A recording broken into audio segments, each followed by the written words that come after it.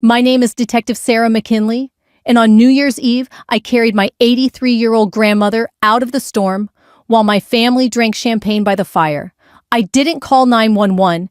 I kicked that door open, dripping wet badge on my chest, and for the first time in my life, they all went silent. It wasn't supposed to happen that way. I'd taken the late shift at the Dayton precinct, one of those quiet patrols where nothing moves but the streetlights swaying in the wind. Around 9, something gnawed at me. Call it instinct, call it guilt, but I turned off the highway and headed toward County Road 14, the old farmhouse that had belonged to my parents before Uncle Don claimed it after Mom died. The storm was brutal. Ice clung to the trees, rain slapped the windshield, and the wipers fought to keep up. My hands gripped the wheel tighter with every mile. The house glowed ahead, warm light spilling from the windows. For a split second, I let myself breathe. At least someone was home with Grandma. But as soon as I stepped from the car, soaked to the bone, I heard it laughter sharp and careless, rising over the roar of the storm. I climbed the porch steps, and that's when I saw her. Grandma Ruth, huddled in the corner nightgown, plastered to her thin frame hair, wet and stringy lips blue. Her bare feet pressed against the boards like she was trying to disappear into the wood itself. "Grandma!" My voice cracked. Her eyes widened, and in the lightning flash, I saw tears mixed with rain. "Sarah?" Her voice was a whisper, barely there. I wrapped her in my arms. Her skin was ice trembling under my touch. She tried to speak again, but only coughed. Behind us through the glass, the glow of firelight. Music blasting Elvis singing Blue Christmas. I didn't think. I lifted her into my arms and stormed toward the door. One kick and the lock snapped the wood, shuddering as it flew open. The party froze. Uncle Don stood by the mantel, red-faced with drink. Aunt Marlene's laugh died in her throat. My cousins Travis and Cheryl sat on the couch, champagne half raised. The fire crackled behind them, shadows dancing across their stunned faces. I carried Grandma to the recliner by the hearth, yanked a blanket over her, and turned on them. My voice shook with fury. Why was she out there in the storm, in the cold? Don set his glass down slow, like nothing was wrong. She wanted some fresh air. That's what she said. I stared at him, water dripping from my jacket onto their rug. Fresh air in 35 degrees and rain. Marlene crossed her arms. She makes drama out of everything. You know how she is. I could feel Grandma trembling beneath the blanket. She didn't need to speak. I knew the truth. I pulled the badge from my coat pocket, holding it high. The gold glinted in the firelight rain, still dripping from its edges. "This isn't just family," I said, voice low and steady. "This is neglect. This is abuse." Don scoffed. "Don't come in here with your righteous cop routine. She's my mother. I'll treat her how I want." I stepped closer, water pooling at my boots. Not anymore. In that moment, everything caught up with me. Every holiday where Grandma worked her fingers raw and got no thanks. Every Christmas when she handed out hand-sewn gifts only for them to laugh and toss them aside. Every birthday she sat in silence, ignored. Her eyes met mine, weak, watery, but fierce. And in them, I read the truth enough. The storm thundered outside, rattling the windows. But what shook me most was realizing this wasn't the first time. They'd been doing this for years. That was the night I made a promise. She would never be left in the cold again. The storm was only the beginning. What happened that night didn't come out of nowhere. It was years in the making. Families don't just wake up one morning and decide to treat their own flesh and blood like a burden. That kind of cruelty builds slow, like rust, spreading under paint until one day the whole frame gives way. Growing up, I saw it in 100 little ways. Grandma Ruth was the one who held me together when my parents split. She'd wake before dawn, fry bacon in her old cast-iron skillet, and make sure I had a packed lunch before the school bus groaned to a stop at the end of County Road 14. She'd tell me, "Sarah, stand tall, even if the world spits at your boots." I never forgot that. Uncle Don, on the other hand, thought she babied me. He'd sneer across the dinner table. "You'll turn that girl into a softie." Don was always loud, always trying to prove he was in charge, though the only thing he really managed was a struggling used car lot off 5th Street. Aunt Marlene, forever in her pearls, nodded along with him like it was scripture. I remember one Thanksgiving clear as day. I was 12. Ruth had been up since 5 a.m., basting the turkey, rolling out pie crust, humming hymns under her breath. By the time everyone sat down, the table looked like a spread out of a magazine. Don loaded his plate high, Marlene poured herself another glass of Chardonnay, and nobody said a word to Ruth. Not one, thank you. When I piped up, "Doesn't Grandma deserve a round of applause?" Don laughed so hard he nearly choked on his stuffing. Applause. For doing what women are supposed to do? He barked. I'll never forget the way Ruth's eyes dropped to her plate. That was the family rhythm Ruth gave they took. And when she finally slowed down, when her knees ached too much to stand at the stove, they shifted from taking her labor to taking her dignity. They started treating her like old furniture, useful, when convenient, invisible, when not. When I told Don I wanted to join the Dayton Police Department, he let out a roar that rattled the walls. A cop. What couldn't make it through nursing school like a proper girl? Marlene chimed in. It's dangerous, Sarah. And not very ladylike. I was 23 then, fresh out of community college, tired of being talked down to. Grandma pulled me aside that night and pressed $50 into my hand money she could barely spare. Don't you listen to them. You've got grit, same as your grandfather did. But joining the force only made the divide worse.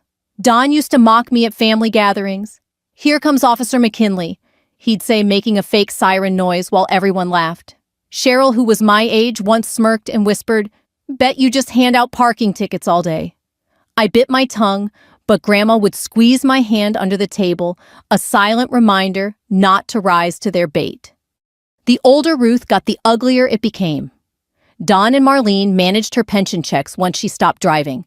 They'd say it was for her convenience, but I noticed she never seemed to have more than a few dollars cash tucked in her apron pocket. When I asked about her doctor's visits, she mumbled something about Don handling it. Her hearing aids broke once, and instead of getting her new ones, they told her, "You hear well enough when you want to." I can still see the scene, one summer barbecue. It was 90 degrees, kids running through sprinklers. Ruth sat in the shade, fanning herself with a paper plate. Don barked, "Quit whining. Ma, you've got it easy compared to us." The plate trembled in her hand, and I had to walk away before I said something I couldn't take back. I carried those images with me into every shift I worked. I'd arrest strangers for less neglect than my own family committed daily, but Ruth never wanted me to intervene. "It'll only make it worse." She'd say, her voice soft, her eyes tired. "Just let me be." So I kept my distance, even though every instinct told me not to. That's why when I saw her on that porch in the storm, I knew in my bones it wasn't an accident. It wasn't a one-off mistake. It was the final straw in a long pattern of disregard. Later that night, after I settled her on my couch with a blanket and a cup of tomato soup, I sat staring at her frail hands wrapped around the mug. The lines in her skin told the story of decades of work factory shifts, sewing, cooking, cleaning. Those hands raised me, and the people she gave everything to left her outside like she was nothing. I asked her quietly, "How long have they been treating you like this?" She shrugged, eyes on the steam rising from the soup. "Long enough." The words hit harder than any punch I'd ever taken on duty. I leaned forward. "They can't get away with this. Not anymore." She shook her head. "Don't stir trouble, Sarah. Families are families. They'll twist it around and make you the villain." I wanted to argue, but something in her face, equal parts shame and resignation, stopped me. She was tired of fighting, but me, I felt like I was just getting started. That night, listening to the storm batter the windows of my apartment, I thought about every holiday where Ruth's work went, unacknowledged, every cruel comment brushed off, every quiet humiliation she endured. The truth was clear. I wasn't walking into some isolated incident. I was walking into a war that had been waged against her dignity for years. And I wasn't about to lose. The next morning, the storm had passed, but the weight in my chest hadn't. Grandma Ruth sat bundled in one of my old quilts on the couch, sipping tea like nothing had happened. She had that way about her, shrinking down her own suffering until it almost vanished. but I couldn't unsee the way she shook on that porch rain dripping from her hair while my family toasted and laughed inside. By noon, I drove her back to the farmhouse, though every nerve in my body screamed against it. She insisted. "It's my home." "Sarah," she said, her voice soft but firm. "Don't take that from me, too." So I went with her, determined not to leave her alone with them again. The moment we walked through the door, the air shifted. Uncle Don leaned against the mantel with a mug of coffee, eyes narrowing when he saw me.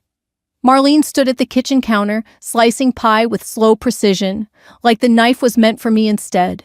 Travis and Cheryl slouched at the table, scrolling their phones, half smirking, like they already had a private joke about me.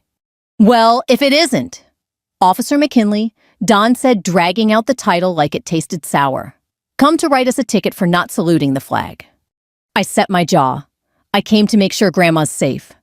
"She's fine," Marlene said, waving her knife in the air. "She just likes the attention."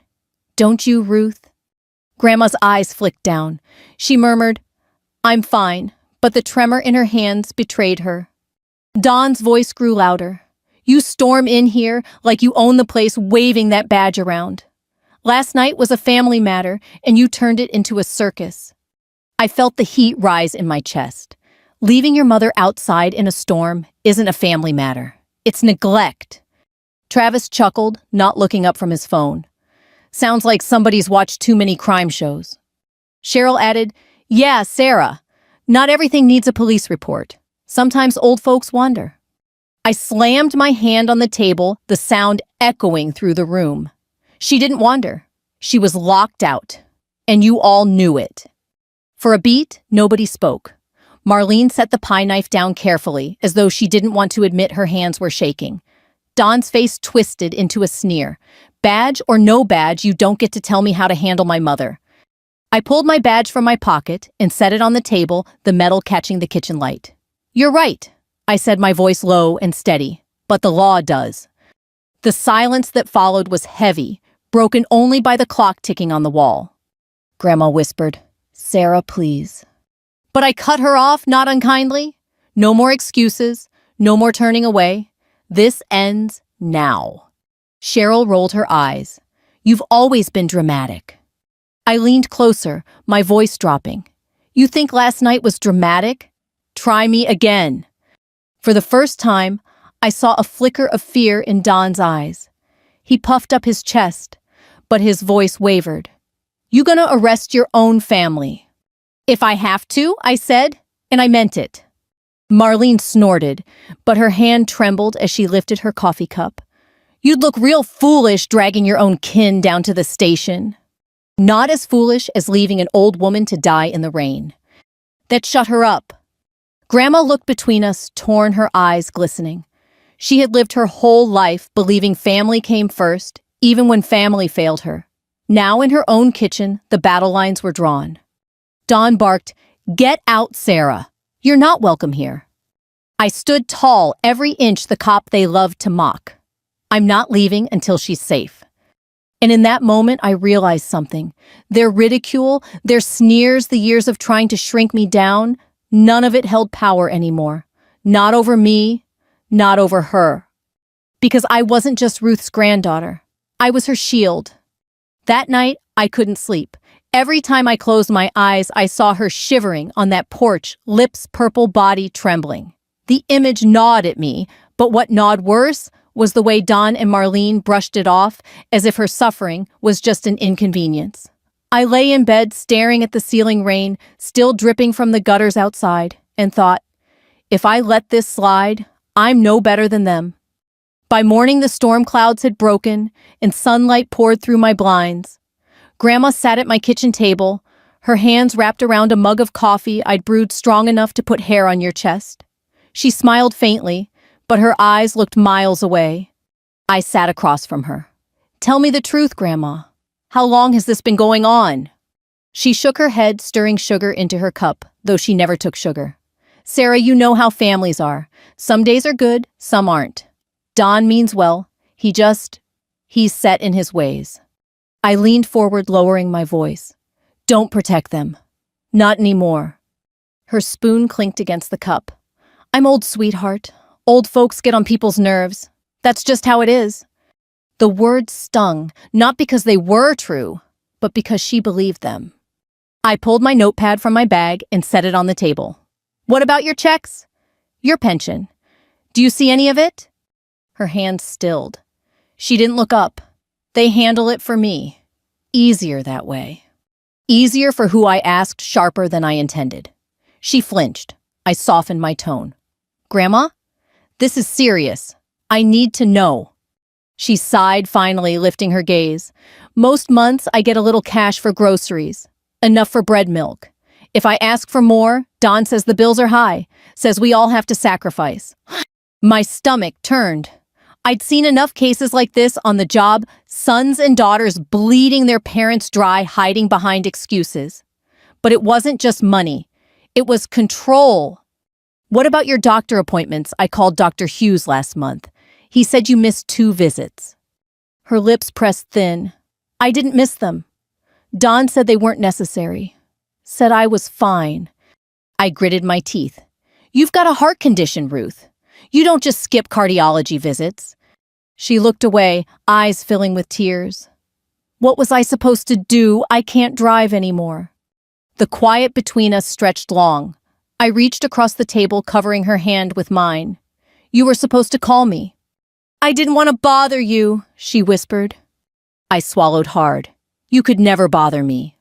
That day, after dropping her at the senior center where she still volunteered twice a week, I started digging. First stop was First National Bank downtown. I knew a teller there, Janet, from my patrol days. We'd traded small talk over late-night coffee runs. I flashed my badge at her window. Need a favor? Off the record. She frowned. Sarah, you know I can't. This is about my grandmother, I cut in. Her accounts. I think my uncle's been draining them. Her shoulders softened. Give me a minute. She disappeared into the back, came out with a slim folder. She slid it across the counter without a word. Inside, the withdrawals were clear as day, large cash amounts every 2 weeks, always signed by Don. Grandma's signature appeared shaky, almost forged. I clenched my jaw. Thanks, Janet. You didn't see me. Didn't see a thing, she said, and turned to the next customer. Next, I called the county clerk's office. I knew a guy there too. Hank, a rotund man with suspenders who loved to talk about fishing. Hank, it's McKinley. Run a quick check for me. Power of attorney filings for Ruth McKinley. Hold on, he said, keys clacking. A pause. Then yep, filed 2 years ago. Don McKinley listed as agent, signed and notarized. My throat went dry. That gave Don legal control over her finances, medical care, everything. Appreciate it, Hank. You didn't hear it from me, he replied. Finally, I stopped by Mrs. Henderson's house, the neighbor across the field from the farmhouse.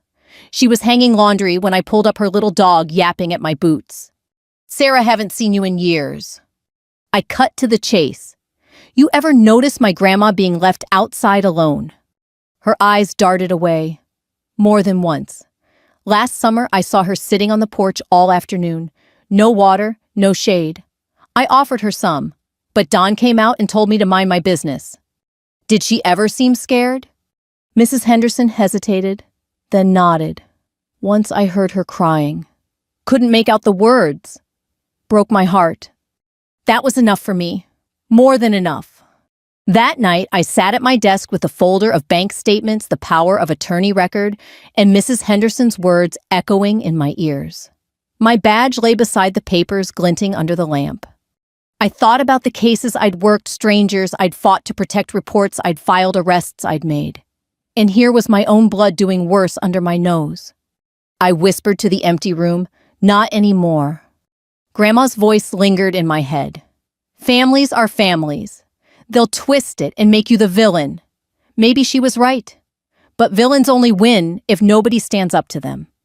I knew what I had to do. I was going to set a trap. I spent the next few days thinking about how to hit them, where it hurt, not just at home, but in front of the people they wanted to impress. Don and Marlene always strutted around Dayton like they were respectable pillars of the community. They went to Sunday service at Grace Baptist, showed up at Rotary Club dinners, donated a few bucks to the local Little League just to see their names in the program. But I knew the truth, and I needed everyone else to know it too. The plan started small. I asked Grandma to come stay with me for a week. She hesitated, of course. "They'll be angry," she whispered, wringing her hands. "They'll say you're turning me against them." "They already turned against you," I said gently. "This isn't about them anymore.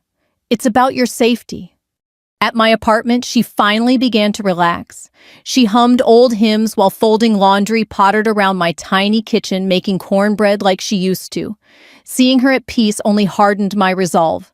I couldn't let her slip back into that house where she was nothing more than an afterthought. That's when I called in favors. I started with Sheriff Daniels, a man I'd worked cases with over the years. "Daniels, it's Sarah McKinley. I need backup, quiet backup." He sighed into the phone. "Family business. Elder abuse. I've got bank records, a power of attorney filed under pressure witness statements. They've been bleeding her dry." "All right," he said, the steel in his voice replacing the doubt. "Tell me what you need." Next was Adult Protective Services. I'd testified in enough hearings to know the right people to call. They agreed to have a representative on standby. And finally, I rang Mark Hastings, a local journalist who covered community stories for the Dayton Daily News.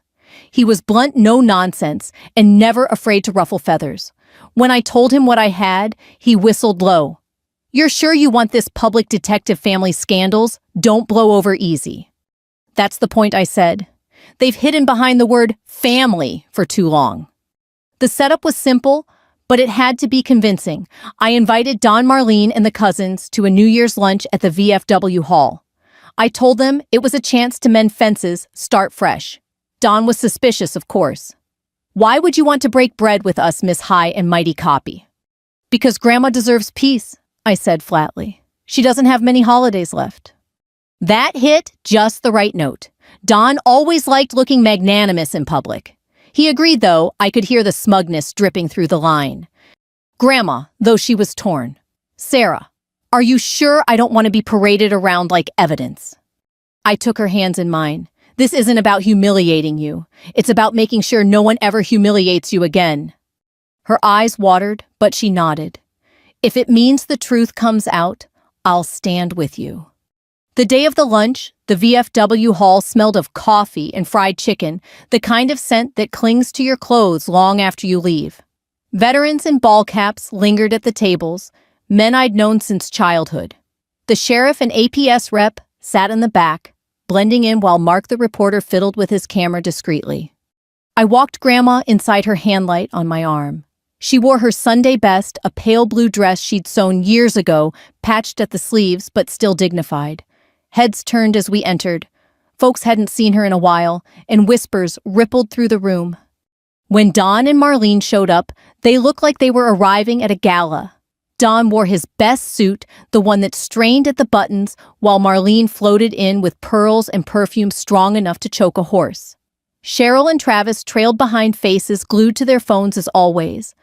"Nice setup," Don said loudly, clapping his hands. "Didn't think you had it in you, Sarah." I forced a smile. "Grab a plate. We'll talk after." They ate heartily, laughing, trying to command the room.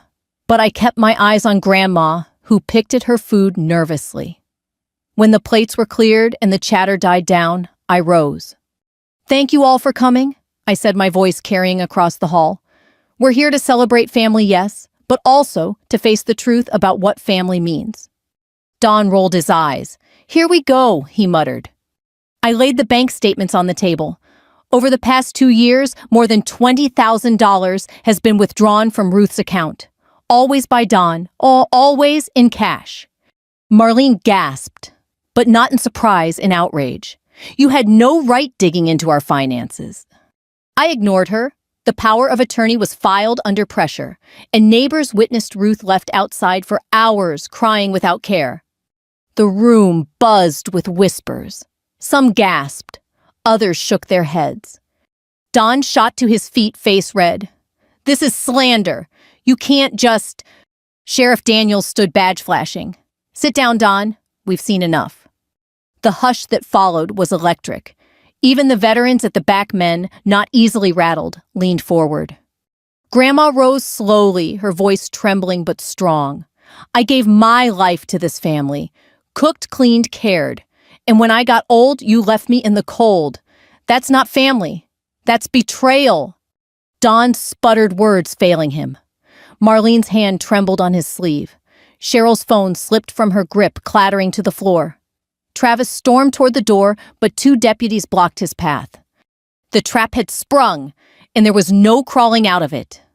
The room was silent, the kind of silence that hums in your ears. Every eye at the VFW hall was locked on us neighbors. Veterans, church friends, people who'd known my family for decades. Don's face was crimson, his mouth opening and closing like a fish gasping for air. I held the papers high. This isn't my word against yours. It's bank records, legal filings, witness accounts. You took her money, you denied her care, and you left her out in the storm. Mark the reporter clicked a photo. The sound of the camera shutter cut through the stillness like a hammer on glass. Don spun on him. Turn that off. This is private family business. Mark didn't even flinch. Elder abuse is public business, Mr. McKinley. Gasps rippled across the hall. A few older men in American Legion caps shook their heads in disgust. One muttered loud enough for all to hear, "Shameful." Grandma stood next to me, her hands trembling, but her chin lifted. She spoke into the microphone, her voice cracking. I raised you, Don. I wiped your nose, packed your lunch, worked double shifts to keep you clothed. And when I got old, you treated me like I was a stray dog scratching at the door. Don barked. That's a lie, but his voice cracked. Sheriff Daniels stepped forward, his boots echoing on the wood floor. Enough. Don McKinley, Marlene McKinley, you're under investigation for financial exploitation and neglect of a dependent adult. The words hung heavy. Marlene's hands flew to her pearls. This is outrageous. We're respected people in this town. Not anymore, Daniel said flatly. He nodded to his deputies. Handcuffs clicked, cold, metallic final. The sound rang louder than any gavel. The hall erupted in whispers. Some folks looked stunned, others nodded in grim agreement. Travis tried to push past the deputies, shouting, You can't do this. You don't know the whole story. But they caught his arms and held him fast. Cheryl sank into her chair, sobbing mascara streaking her cheeks. Don thrashed, his voice rising to a roar. Sarah, you think you've won. You've disgraced your own blood in front of the whole town. I stepped closer, steady voice calm. No, you disgraced yourself. I just turned on the lights. Gasps again. Phones lifted as people began recording. There was no stopping it now. Grandma's eyes brimmed with tears, but she didn't look away. She faced her son as the deputies led him forward. You could have chosen kindness, Don. You could have chosen love. Instead, you chose cruelty. And now, you'll live with that. His shoulders sagged, the fight draining out of him as the cuffs bit his wrists. The deputies marched Don and Marlene out of the hall. The crowd parted silent, their faces grim. Some turned their backs as they passed. Others stared unblinking. That kind of judgment stings more than any jail cell. When the doors shut behind them, the hall exhaled. I looked at Grandma. She was trembling, but not from fear, from release, from the weight of years lifting off her chest. Mark lowered his camera voice low. This will make front page. I nodded. Make sure it does. Sheriff Daniels clapped me on the shoulder. Took guts, McKinley. Not easy hauling your own kin into the light. I glanced at Grandma. It was harder watching her suffer in silence. The veterans at the back rose to their feet. One by one, others followed. Not clapping, not cheering, just standing, solemn, respectful. It wasn't applause. It was acknowledgement. A reckoning. Grandma whispered almost to herself, I never thought I'd see this day. I leaned close. You deserved it, every bit of it. In that hall, with the weight of judgment thick in the air, I realized the revenge wasn't just mine. It was hers. Every slight, every cruel word, every time they left her in the cold, answered now in front of everyone they wanted to impress. Justice wasn't just served, it was witnessed. And that made all the difference. A week after the VFW haul, the sky over Dayton finally looked clean. Streets salted white snow shivering off roof lines, the air sharp enough to wake you from the inside out. I took the long way home from the precinct and turned down County Road 14, not because I needed to, but because I wanted to see the house one more time and feel nothing. It used to pull at me like a magnet guilt-duty history. Now it was quiet. The porch where I'd found Grandma in the storm looked newly swept. No laughter inside, no music blaring, no champagne flutes lined up like trophies. Just a cold, square box of wood. I let myself keep driving. Back at my place, I found Grandma Ruth in my kitchen making cornbread humming, like she used to when I was 6, and we still believed holidays fixed things. She wore the pale blue dress from the VFW, but with a cardigan over it, now sleeves pushed up hands, moving sure and steady. The new hearing aids sat behind her ears, nearly invisible, and every once in a while, she'd tap them, amused that she could hear the oven tick. Imagine that she said, smiling sideways. Clock's been talkative all these years. On the table were 2 letters, one from Adult Protective Services confirming her temporary guardianship with me, the other from the bank freezing unauthorized transfers and setting up new safeguards. Her name sat on those letters like a crown that finally fit. We'd been to Dr. Hughes that morning. He'd adjusted her meds, scheduled a cardiology follow-up, fussed at me for letting the appointments lapse, even though it wasn't me who'd let them go. I took the scolding. I was the one in the room, and sometimes that matters more than whose fault it was. The phone rang once that afternoon, unknown number. I let it go to voicemail. Later, I listened to Dawn's voice skidding from fury to pleading in 20 seconds flat. Sarah, call me. For God's sake, we can work this out. Family doesn't do this to each other. I stared at the wall while he stumbled around the word family like a chair he kept bumping into in the dark. I deleted the message. You can love a person and still not let them back in the house. News traveled the way it always does in towns like ours, quietly, then all at once. Mark Hastings' piece ran on page 1 of the Dayton Daily News. No sensational headline, just the facts and a photo that caught the moment the handcuffs clicked. The comments section was a mess, as they always are, but the real response showed up with casseroles and Tupperware and envelopes with gift cards and notes tucked between. Mrs. Henderson from across the field knocked on my door with chicken soup and cried when Grandma hugged her. Men in VFW caps shook my hand at the grocery store, and one old Marine gripped my shoulder and said, "You did right, kid." I felt that one all the way down. Sunday, we tried church, not Grace Baptist. Grandma didn't want to sit where Marlene used to tilt her chin and scan the pews like a judge. We went to a small congregation closer to my apartment, the kind where the pastor remembers the names of your cousins, even if he's never met them. After the service, a woman with gray braids pressed a warm roll into Grandma's hand and said, "Stay a bit." We did. Somebody's grandchild played Amazing Grace, too slow on the piano, and the room sang anyway, pulling the notes along like a stubborn wagon. On Monday, Sheriff Daniels called with updates. Charges filed, court dates, set APS statements recorded. He kept his voice neutral like always, but at the end, he said, "If you need me in that courtroom, I'll be there." I thanked him and hung up, staring at the calendar stuck to my fridge with a magnet shaped like Ohio. Justice has a schedule, sure, but healing keeps its own hours. At home, I repaired Grandma's old rocking chair, the one that had lived in the farmhouse front room long before Don decided it clashed with his new couch. I sanded the arms where her hands had worn the finish to satin, painted the slats a soft cream, and waited for it to dry while the cornbread cooled. When I finally set it by my window, winter light fell across it like a blessing. "Go on," I said, nudging her. "Try it." She sat. The chair took her weight without complaint, and the first slow rock, forward, back, forward again, sounded like a settled breath. We made small routines. She folded laundry while I checked her pillbox.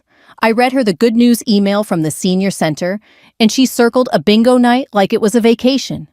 We took afternoon drives, heater hissing the car, warm enough to make your eyelids heavy. On one of those drives, we passed the farmhouse again, and she didn't look away. That porch, she said almost to herself, has seen a lot, good and bad. I'd like to remember the good. I nodded and kept my foot steady on the gas. The night before the first hearing, we ate tomato soup with grilled cheese and watched snow fall in the streetlight. She was quiet, and I let the quiet sit until it turned peaceful. Finally, she said, "You know, when your granddad passed, I promised myself I'd never be a bother. I guess I kept the wrong promise." I set my spoon down. "You were never a bother. You were the reason the roof didn't blow off." She chuckled, then pressed her napkin to her lips, and I realized she was crying without making a sound. I moved my chair closer so our knees knocked the way they used to when we shelled peas on the back steps. Court didn't feel cinematic. It rarely does. It smelled like old carpet and coffee, and the microphones never worked on the first try. Don's lawyer wore a suit a shade too shiny and smiled like a politician's billboard. APS spoke, the sheriff spoke, I spoke when asked, and not 1 second longer. Grandma didn't speak. She didn't need to. She sat in her nice blue dress and cardigan hands, folded, hearing every word, a presence that told its own truth. When it was done, we walked outside into air so bright it hurt. Reporters asked for comments. I shook my head. Grandma reached for my arm and said, "Take me home." Home wasn't a place we inherited. It was a place we made. That's what I learned. Walking back up the stairs to my apartment with her hand on the rail, the smell of somebody's chili drifting from 3B, the neighbor's TV blaring a ball game down the hall, I learned that revenge isn't always loud. Sometimes it's paperwork and patience. Sometimes it's saying no and meaning it. Sometimes it's a rocking chair in a patch of winter sun. That night, she fell asleep with the Afghan up to her chin, mouth open a little, the soft whistle of breath I've known my whole life. I sat by the window and watched a plow push a ridge of snow into the curb, orange lights revolving slow as a heartbeat. I thought about the porch in the storm, the door flying open, the room going dead silent. I thought about the men at the VFW, standing, not clapping, just standing. When people witness the truth, it changes the temperature of a town. If you're listening to this and something in your chest just tightened, I'll ask you for one favor. Call the person who raised you. Knock on the neighbor's door. Bring soup. Ask real questions and don't look away from the answers. If you've got a story like ours, share it, so the next porch light goes on sooner and the next storm finds somebody already at the door. And if you want more stories about quiet justice and ordinary courage, stay with us. We'll keep the light on.